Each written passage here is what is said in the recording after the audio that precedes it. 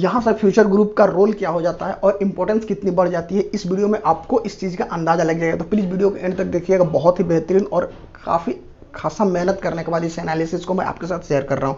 उसके पहले मैं फ्यूचर ग्रुप से रिलेटेड 2 अपडेट दे दूँ। पहला अपडेट है कि सिंगल डे में 50,000 ऑनलाइन बुकिंग हुई है, यानी कि ये बहुत बेहतरीन डाटा है अभी तक की जो भी कोविड सिचुएशन है उसके बाद। अगर आप पर हेड 2 प्रोडक्ट को एवरेज लेकर चलेंगे तो करीब 1 लाख प्रोडक्ट हो जाते हैं जो सिंगल डे में बुक हुए हैं।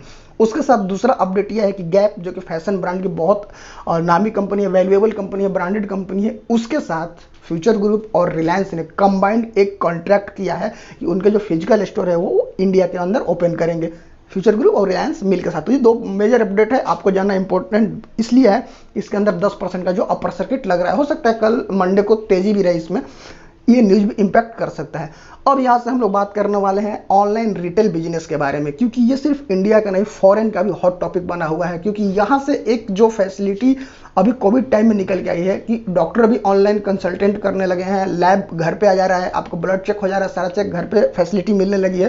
तो अब यहाँ से इसके अंदर फ्यूचर दिखने लगा है सबको।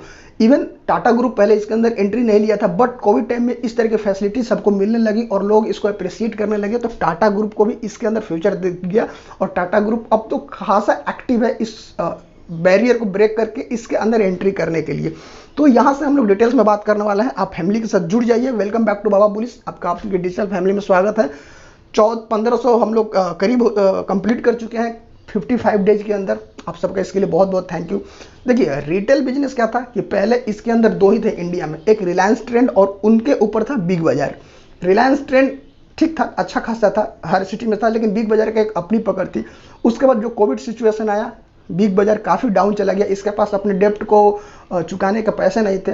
ऐसा हो ही नहीं सकता है कि उस टाइम पे फ्यूचर ग्रुप अमेजन से हेल्प नहीं मांगा हो, बिकॉज ये इनके साथ पहले से कनेक्टेड था, तो वहाँ पे हेल्प जरूर मांगा होगा। बट अमेरिकन कंपनियों का एक बहुत बड़ा ये मोनोपोली होता है कि वो सोची होगी अमेजन, ये 100% श्योर हूँ मैं कि इसकी कमर टूट जाने दीजिए, ये जितना डेप्ट में चला जाए, इसको जितना सस्ता खरीद लो हमारे लिए फ़ायदेमंद होगा। इसी बीच में इसने अपने बिजनेस को बनाए रखने के लिए, ताकि जो भी बंदा बिजनेस करता है उसको कुछ तो प्रॉफिट हो, इसने रिलायंस से जरूर कॉन्टेक्ट किया होगा और रिलायंस इनके साथ इस डील को डन कर लिया। और जो भी डॉक्यूमेंट्स हैं वो श्योरली मुझे पता है कि 100% जेन्युइन होंगे, बिकॉज एनएससी, बीएससी, सीसीआई से भी सब ने अप्रूवल दे दिया है। सो ये 100% जेन्युइन डील हो गई। जब डील हो चुकी है तो उसके बाद अब अमेजन को अपने हाथ से सारी चीज़ें देखने लगा कि अब तो सारी चीज़ें चली गई, तो वो जानबूझ के इसको डिले किया, नए नए पैतरे और नए नए ड्रामे, नए चीज़ों को अपना के अलग एंगल देके।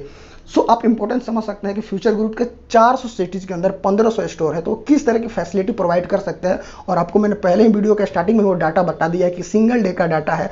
तो जब ये मार्केट के अंदर रिलायंस के साथ मिल जाएगा, यानी 2 ही कंपटीटर थे, रिलायंस ट्रेंड और बिग बाजार, तो जब ये मिल जाएंगे और साथ में इनके फैशन ब्रांड, इनके लॉजिस्टिक्स सबको यूज करने वाला है रिलायंस। और रिलायंस की बिजनेस स्ट्रैटेजी क्या होती है आप सबने जियो के साथ देख ही लिया है। तो उस टाइम हमको लग रहा है कि फ्लिपकार्ट और अमेजन का भैया बोरिया बिस्तर पैक हो जाएगा और ये यहाँ से निकल बनेंगे, इनकी फैसिलिटी कम हो जानी है। तो आप समझ सकते हैं कि इस रिटेल बिजनेस के अंदर किस तरह की रिवोल्यूशन आने वाली है। और यहाँ पे इंपॉर्टेंस ये हो जाता है कि हमें स्टॉक को चूज करके अपने पोर्टफोलियो के अंदर रखना है, जो अगले 5 साल में हमको करीब करीब 100% के अप्रोक्स तो रिटर्न दे ही दे, ठीक ना। और दे देंगे, क्योंकि ये जब अपने ग्रोथ पे जाएगा तो बहुत सारे इन्वेस्टर इसके अंदर आने ही वाले हैं। यहाँ हम अब बात करते हैं कि किस तरह से अब फार्मेसी के अंदर जो इसकी रिवोल्यूशन की स्टार्टिंग हुई थी, मैंने आपको पहले बताया था कि टाटा ग्रुप किस तरह से इसके अंदर एंट्री ले लिया है।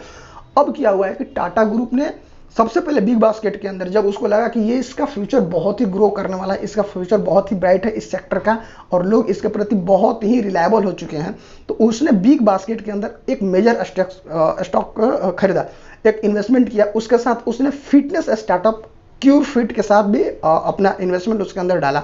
बट उसका जो मेन रीजन था वो फार्मेसी के अंदर था। उसने अभी रिसेंटली, फाइनेंशियल डाटा नहीं है बट ये कंफर्मेशन आ चुकी है टाटा ग्रुप के एंड से कि उसने 1mg जो कि health care company, online health care company है, उसके अंदर बहुत बड़ा इन्वेस्टमेंट किया है, मेजर स्टॉक्स को खरीदा हुआ है। तो आप समझ सकते हैं कि किस तरह से वो इसके प्रति काफ़ी एक्टिवली काम कर रहा है टाटा ग्रुप। और 1mg में बता दूं कि दवाइयाँ डिलीवर करता है, जितने भी प्रोडक्ट्स होता है जो हेल्थ से रिलेटेड वो डिलीवर करता है, साथ में टेस्ट लैब की फैसिलिटी भी घर पे देता है और ऑनलाइन डॉक्टर का कंसल्टेंसी भी ये प्रोवाइड करता है। तो ये बहुत ही काफ़ी जाना नाम है और इसकी बिजनेस की काफ़ी पकड़ है और फैसिलिटी में टॉप नॉच है। तो किस तरह से टाटा ने इसके अंदर स्टॉक खरीद लिया, इसके पहले मैं बता दूं कि रिलायंस ने भी अगस्त 2020 में फार्मेसी नीट मेड करके एक पेरेंट कंपनी है, उसके विक्टालिक के अंदर 620 करोड़ का इन्वेस्टमेंट किया था। और उसी साल मतलब लास्ट ईयर 2019 में, इसके पहले लास्ट ईयर 2020 के स्टार्टिंग में अमेजन ने एक फैसिलिटी लॉन्च की थी, फार्मेसी की ऑनलाइन फैसिलिटी लॉन्च की थी अगस्त के अप्रॉक्स में बेंगलुरु के अंदर, जिसको इसने अमेजन फार्मेसी बोला था। तो आपको एक अंदाजा लग गया कि किस तरह ये लोग तीनों के तीनों कोई भी अपॉर्चुनिटी छोड़ना नहीं चाह रहे हैं इन्वेस्टमेंट की और छोटे बड़े स्टार्टअप को अपने अंदर एक्वायर करने के लिए।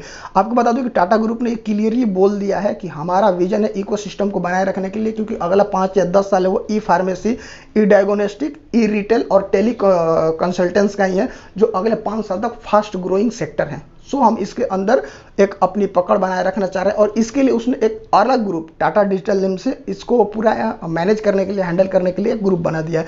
रिलायंस भी पीछे नहीं है, अगर फ्यूचर ग्रुप को एक्वायर कर लेता है तो रिटेल चैन के अंदर सबसे बड़ा मार्केट प्लेस हो जाएगा इंडिया का और उसका एक ही प्लेयर हो जाएगा रिलायंस, बिकॉज उसके पास रिलायंस ट्रेंड है और अब फ्यूचर ग्रुप आ जाएगा। तो फ्यूचर ग्रुप की जो फ्यूचर रिटेल है, फ्यूचर प्रोडक्ट है, फैशन से रिलेटेड है, उसके लॉजिस्टिक है, फ्यूचर सप्लाई चेन, तो इन सब का वो काफ़ी अच्छे तरीके से यूज करेगा और हमको पता है कि उसकी बिजनेस स्ट्रेटेजी और प्लानिंग बहुत ही टॉप नॉच होती है। इसके बाद यहाँ पे फ्यूचर ग्रुप का रोल क्या हो जाता है, तो फ्यूचर ग्रुप अभी जिस तरह से सर्वाइव कर लिया था, मैंने एक वीडियो उसके ऊपर बनाया, अब जाकर जरूर देखिएगा। अब उसको बहुत ही ज़्यादा, पहले इंटरनली सपोर्ट मिलता था बट अब फेस टू फेस जो डायरेक्टली पब्लिकली भी सपोर्ट मिल रहा है रिलायंस का। उसके ऑनलाइन फैसिलिटी में सिर्फ फ्यूचर ग्रुप ही नहीं है, उसके पीछे कहीं ना कहीं रिलायंस के लोग लगे हुए हैं जो उनको ट्रेनिंग दे रहे हैं और इस तरह की फैसिलिटी उनको प्रोवाइड कर रहे हैं, चाहे वो पैसे से, बिकॉज इसके पास तो पैसा था नहीं, तो ये पैसा इनको कौन प्रोवाइड कर रहा है, इसको भी टाइम डेप्ट उसी तरह का है, कोई नए प्रोडक्ट्स आए नहीं है, तो ये फैसिलिटी चालू करने के लिए भी तो कहीं से पैसा चाहिए जो रिलायंस इसको प्रोवाइड कर रहा है। तो फ्यूचर ग्रुप यहाँ पे किंग मेकर बनकर निकलेगा बाहर। हो सकता है जो रिवैल्यूएशन की बात हो रही है वो अब रिवैल्यूएशन नहीं हो, बिकॉज 24,000 जो भी 24,000 करोड़ की जो डील है वो उसी अमाउंट के साथ कन्फर्मेशन के साथ खत्म हो जाएगी, ठीक है। और ये पूरा का पूरा आपको, हमको लगता है कि अगस्त के सेकेंड वीक तक ट्रांसफर भी हो जाएगा रिलायंस को।